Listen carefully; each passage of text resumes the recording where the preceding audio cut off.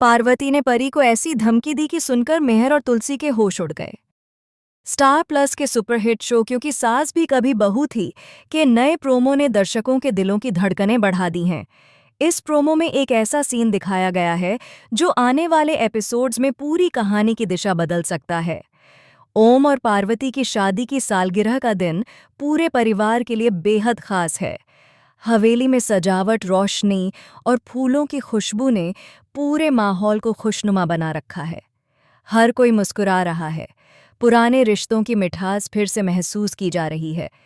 तुलसी ने खुद सारे इंतजाम किए हैं ताकि ओम और पार्वती का यह दिन यादगार बन जाए। लेकिन जैसे ही सब कुछ सही दिशा में जाता हुआ दिखाई देता है, कहानी लेती है एक अप्रत्याशित मोड़। हॉल में माहौल बेहद खुशनुमा है। संगीत बज रहा है। परिवार के लोग हंसी खुशी एक दूसरे को मिठाइयाँ खिला रहे हैं। पार्वती पारंपरिक साड़ी में सजी धजी बेहद खूबसूरत लग रही है और ओम उसकी आंखों में झलकती शांति देखकर मुस्कुरा देता है।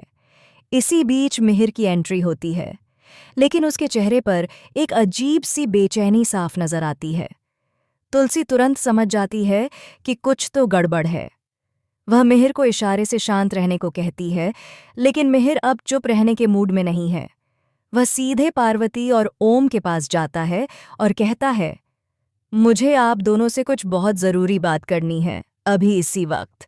पार्वती थोड़ा चौंकती है पर मुस्कुराकर कहती है, मिहिर, आज तो खुशियों का दिन है। ऐसी क्या बात है जो इतनी ज़रूरी हो गई? तुलसी उसे रोकने की कोशिश करती है। मिहिर, प्लीज़, अभी नहीं, बाद में बात कर लेना। लेकिन मिहिर अब किसी की नहीं सुनता। उसके चेहरे पर चिंता और गुस्से का मिश्रित भाव है। वह कहता है, नहीं तुलसी, अब बात टालने का समय नहीं है। मुझे आज ही सच जानना है।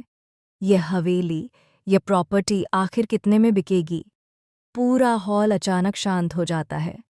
पार्वती के चेहरे पर हल्की हैरानी है, जबकि ओम गंभीर हो जाते हैं। तुलसी का चेहरा उतर जाता है। वहीं एक कोने में खड़ी परी के चेहरे पर एक चालाक मुस्कान उभरती है। उसे लगता है कि अब उसका प्लान कामयाब हो गया।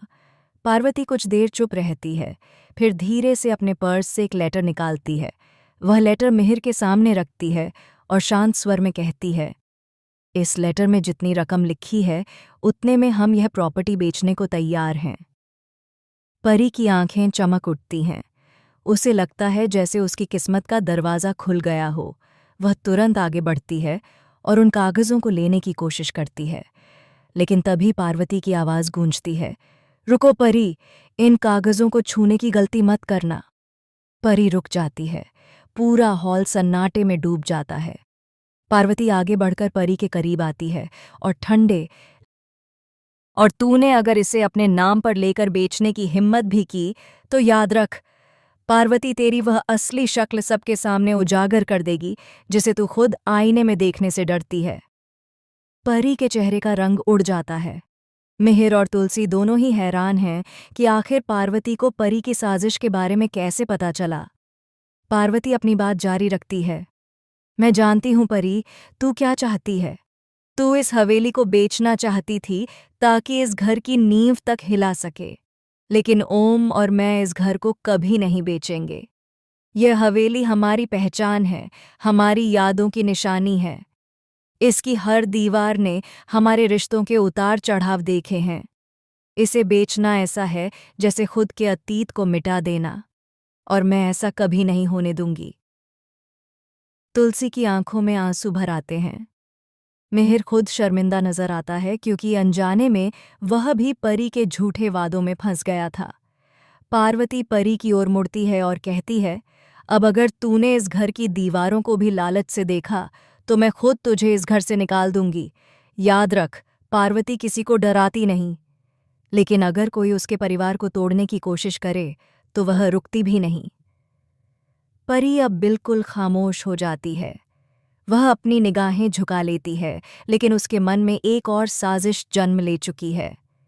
वह सोचती है कि अगर हवेली नहीं मिली तो वह इस परिवार की खुशियों को मिटा देगी।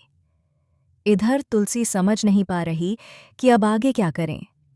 वह मिहिर से कहती है, तुम्हें अंदाज़ा भी नहीं है कि इस हवेली के पीछे कितनी पुरानी बातें छिपी हैं। अगर ये हवेली किसी और के हाथ चली गई तो सिर्फ एक घर नहीं, हमारी विरासत खत्म हो जाएगी। ओम बीच में बोलते हैं। तुलसी सही कह रही है। ये हवेली सिर्फ हमारी नहीं, उन पीढ़ियों की भी है जिन्होंने इसे अपने खून पसीने से बनाया है। इसे बेचना मतलब अपनी जड़ों से कट जाना। इस बीच परी की माँ विशाखा भी वहाँ आ जाती है। वह पार्वती से कहती है, पार्वती जी, आप बहुत गलत कर रही हैं। अगर परी इस घर को अपने नाम पर लेना चाहती है तो क्या बुरा है, आखिर वह भी तो इस परिवार की बहू है। पार्वती सीधा विशाखा की आंखों में देखती है और ठंडे स्वर में जवाब देती है, बहू बनने से कोई परिवार का हिस्सा नहीं बन जाता विशाखा। परिवार का हिस्सा वह बनता है जो रिश्तों की कीमत समझे, लालच की नहीं। तुलसी अब बीच में आकर कहती है, बहुत हो गया ये तमाशा। आज का दिन खुशी का होना चाहिए था, लेकिन किसी की चालों ने इसे जहर बना दिया। अब इस घर में कोई सौदेबाजी नहीं होगी। अगर किसी को इस हवेली से दिक्कत है तो वह खुद यहाँ से जा सकता है। मिहिर आगे बढ़कर तुलसी का हाथ पकड़ता है और कहता है, मैं तुम्हारे साथ हूँ तुलसी। मैंने गलती की थी लेकिन अब मैं समझ गया।